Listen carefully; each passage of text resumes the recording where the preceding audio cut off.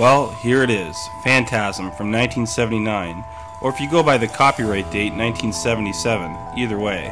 I'm pretty surprised, but since doing this show, I've had more requests to do this movie than any other movie I've reviewed.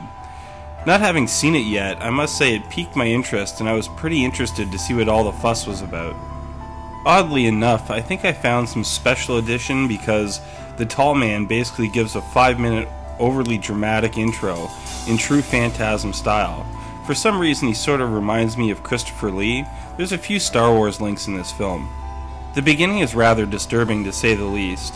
You have some babe with some guy, and then she kills him, and then turns into an old man. Now that's one bucket of ice water, and the being dead thing, that turns most people off too. The old man darting around at the beginning was spooky as well. To set it up, Jody and Mike are brothers, and they lost their folks a couple years back. Something odd is going on at the mausoleum, and Jody is the prime investigative character. The first indication that something is wrong is when the tall man picks up a casket all by himself. Now, why Mike was laying there with binoculars? Well, I guess that's natural. I travel everywhere with mine, the grocery store, the gym, you know. There's also this old lady that has special powers and provides guidance, a lot like Yoda. Just another comparison is all. The acting is beyond hammy and forced. It's not that the lines themselves are bad, it's just the delivery. Don't fear. Give me back my hand! Don't fear.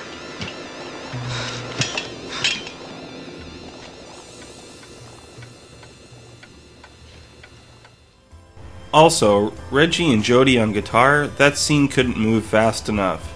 Mike obviously cares for his brother, he follows him everywhere, showing the bond that they share. Jody even meeting a chick, and of course it's actually the tall man, Mike accidentally saves his brother from the same fate as his friend. I find Mike kinda looks like a girl. Just me? Well, anyway, one notable scene as far as suspense goes is when one of the tall man's lackeys is about to open the casket with Mike in it. I thought it was a pretty unique camera angle and it achieved the reaction that they were probably going for. Also, the little people, slave things or whatever they are a spot-on match to the Jawas from Star Wars. I can't be the only one seeing that.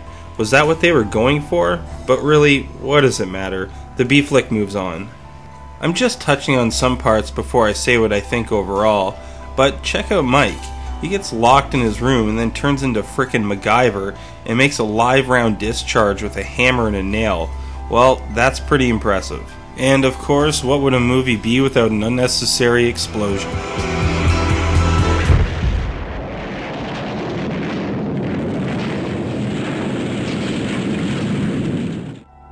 They get into the secret room, or what I assume is secret.